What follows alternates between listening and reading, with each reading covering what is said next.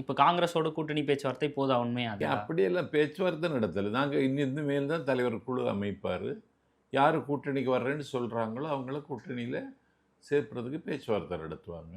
காங்கிரஸுக்கு வருவதற்கு விருப்பம் இருக்குன்னு காங்கிரஸ் கட்சி தலைவருடைய பேச்சிலேருந்து நமக்கு தெரியுது. ஏன்னா காங்கிரஸில் இருக்கிறவங்களே தாவேக்கா கூட வரணும்னு விரும்புகிறாங்க.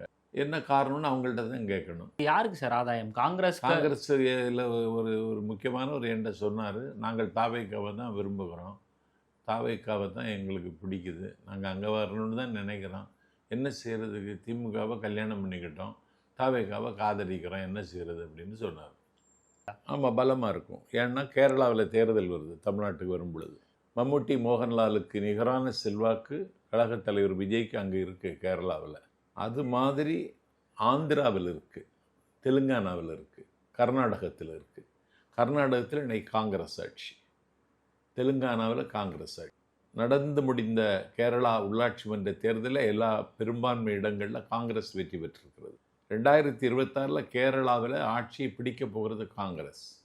அந்த காங்கிரஸ் பலமான வெற்றியை பெறுவதற்கு விஜய் துணை நிற்பார் என்று அவர்கள் நம்புகிறார்கள். திமுகவுக்கு ஒன்றும் கேரளாவில் வாய்ப்பே கிடையாது.